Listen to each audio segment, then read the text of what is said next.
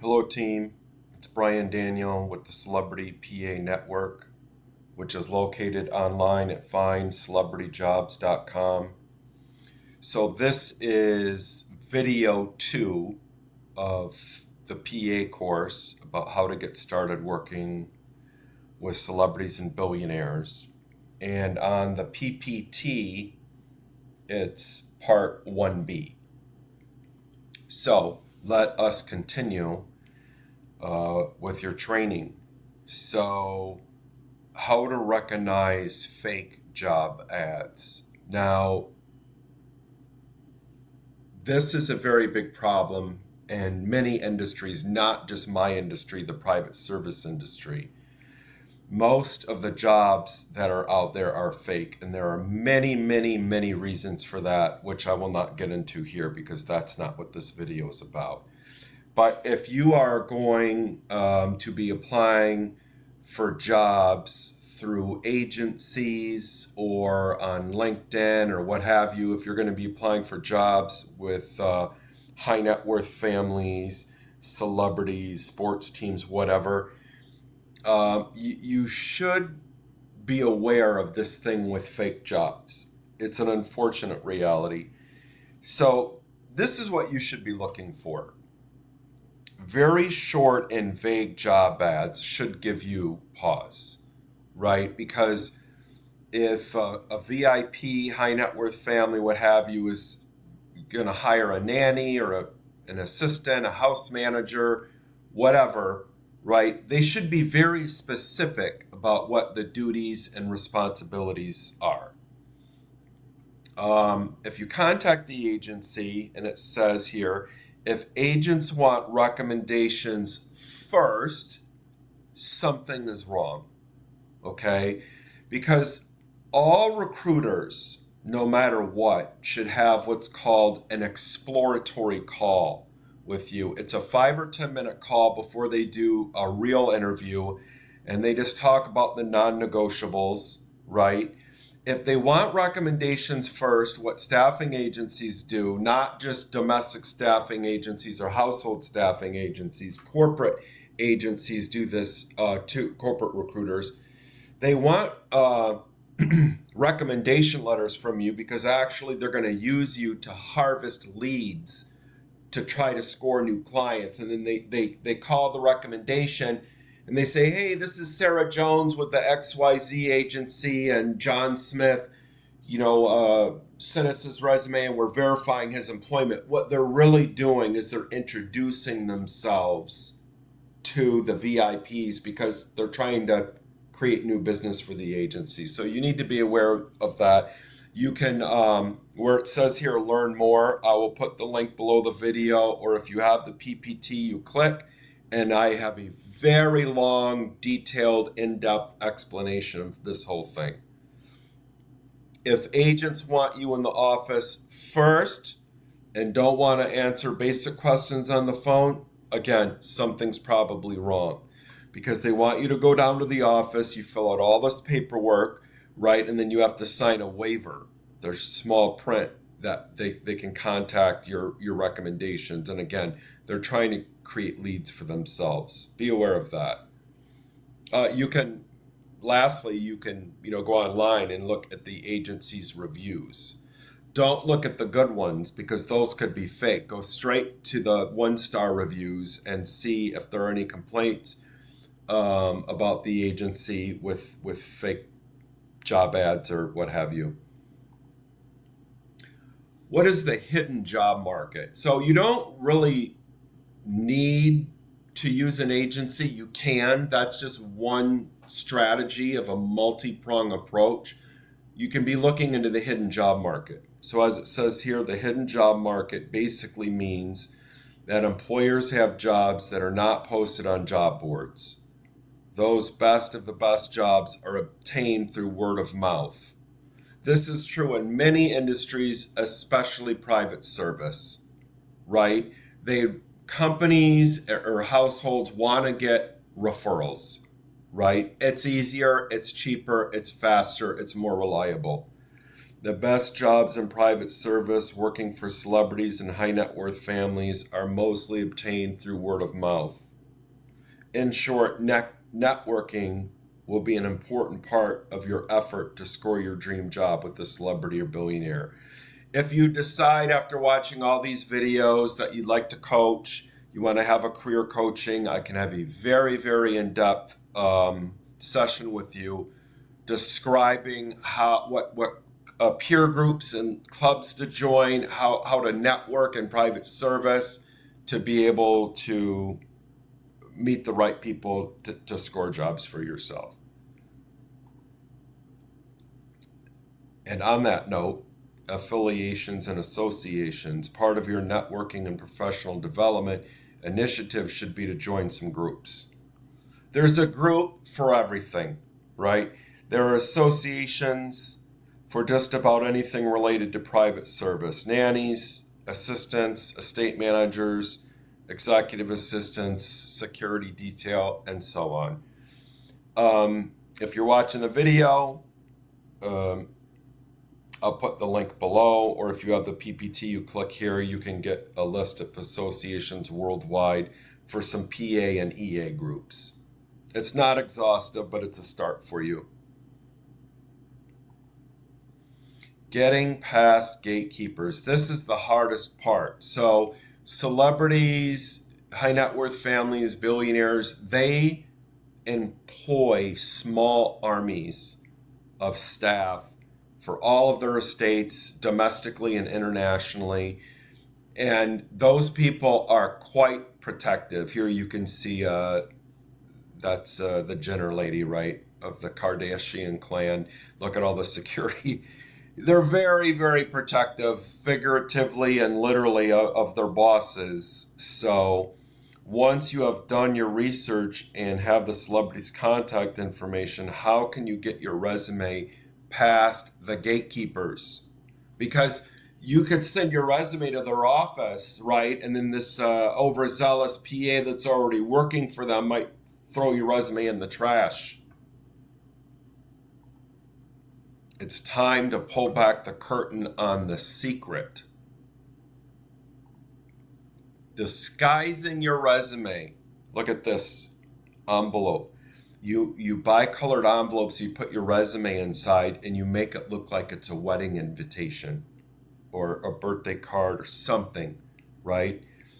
It's not foolproof, but it dramatically increases your chance of your resume being seen at least by the upper echelon of the network, or if not the VIP directly.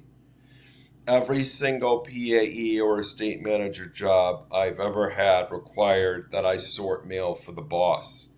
By disguising your resume to look like a birthday card or wedding invitation, you dramatically increase your chances. So when I was a PA, an EA, chief of staff, full-time in the game, working for VIPs, I'd sort the mail, and first day of work, the boss would always, there'd be a big pile of junk mail that just came in that day, and the boss would pull out the colored envelope, say, see this stuff? This goes in my inbox.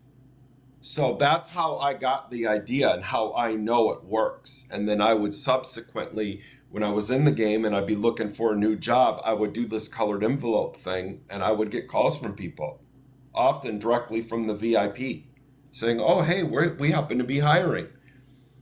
So if you click the link here, it will bring you to a video where I show you how to do it. Again, if you're watching the video, this link will be below. If you have the PPT, you just click the link.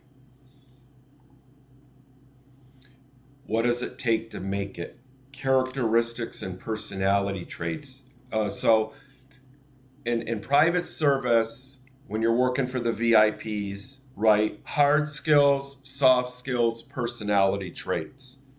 Right, on paper, you might look like you could be a fit, but some people just don't have the soft skills and the personality traits to survive these jobs that are often very long hours, breakneck speed, very high pressure, thick skin, patience, perseverance, can-do attitude, optimistic. think out of the box, problem solver, and of course, you have to have a great sense of humor. Do you have a service heart? In hospitality, the term service heart or servant's heart is sometimes used. The idea is now connected to servant leadership as well. So you can click the link here if on the PPT or below the video, it will be there. And I talk about this at length, right? You have to want to do a great job despite everything that's happening to you. You're on your 12th hour for the day. You've worked 6 days straight. You're so tired. You feel like you're going to fall down. You've got to want it bad, right? You got to want to accomplish your tasks. And that's called a service heart. In hospitality, right? If you work in the hospitality, the restaurant business, right? The people who are really great at their jobs understand this. And this is also true in private service. Why discretion is so important. This is one of the most important aspects of our industry. When candidates work in private service for celebrities and billionaires, being discreet is incredibly important. When speaking about your boss to anyone, even other domestic staffing workers in the household, we usually use the word principal, the principal. Now, some people use the word principal and they spell it wrong, L-E, like the principle of the matter. The principal meaning the VIP, right? You say, oh, let's say you worked for Adam Sandler. I'm just making it up, right?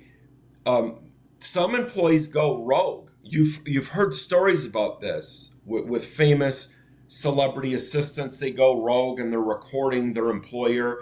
That's why you don't use the VIP's name, because it's part of the code of ethics. Because if the person you're talking to was recording you and you were talking about doing something private for the VIP, you don't want to say, oh, Adam Sandler's going to do this, Adam Sandler's going to do that. You just say, the principal will be arriving at, and whatever. It's code. Learn why many celebrity assistants who get jobs with celebrities and billionaires get fired their first week. Another resource there for you. Corporate versus household staffing interviews. Interviews that take place in private service are often quite different than the traditional corporate style interviews that job seekers are accustomed to.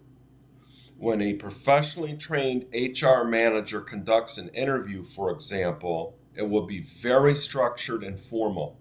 In fact, the interviewer may even have a BA degree in HR management. Excuse me. Conversely, in private service, there's a lot less structure. The person interviewing you may not even be very good at it. The trick is not to intimidate them if you know more. So I coined this phrase many years ago. I call it the neighbor's niece, right? You'd be surprised. Billionaires and celebrities hire friends of friends, the neighbor's niece, the business manager's nephew. They know nothing about being a chief of staff or running an estate, and they're often thrown head first into these very high level of responsibility jobs, and then they're interviewing seasoned butlers and nannies that have been doing it for many years, and it can be very frustrating for private service professionals to have to deal with people that have like amateurish behavior. So just be aware that this is common. It's like standard operating procedure in private service. Domestic staffing titles. I'm not going to read all these. There's a link here. You can go to my website, and it really gives an in-depth presentation with definitions about all these different jobs that exist inside of households and mega mansions. Old money versus new money. There can be a I made a typo here, a very stark contrast in the way households are run. Some households are a lot more formal, while others are loose. The number of staff can be quite different too. You can click this and read about old money, new money. Most of the wealthy families in America are new money, right? Especially places like Silicon Valley, Miami. New York does have some old money folks. But generally speaking, even if you're old money in New York, the United States in general is a lot less formal than a lot of households, let's say in Europe. In Europe, the customs are quite different. There's usually a lot more formality. And, one last note on this, in Europe, they have a lot of butlers that have the uniform. We don't really do that in the US. They call it a house manager, and the person maybe will wear jeans. It depends. Every single household's different. Check the resources for more information. NDA, non-disclosure agreement. When you work for celebrities and high net worth families, signing an NDA or confidentiality agreement is often required. You can read more here. It's like standard operating procedure. 20 years ago, only some of the candidates signed the NDA. The agency never did. Now, almost all candidates and almost all agencies sign the NDA. As a headhunter, I have to sign the NDA before they'll even talk to me about what they're looking for. There's a lot of paranoia out there only because so many assistants and nannies have left, and nanny tells all, and they're literally writing books, and they're on Oprah Winfrey like gossiping about it, and so NDAs all the way. That concludes this part of the presentation. I will be loading more videos and continuing through the presentation, and you can learn more. In any case, you can also go to findcelebrityjobs.com and go to our sitemap where there are hundreds of free resources to learn a lot more about what I've just shown you. Have a great day.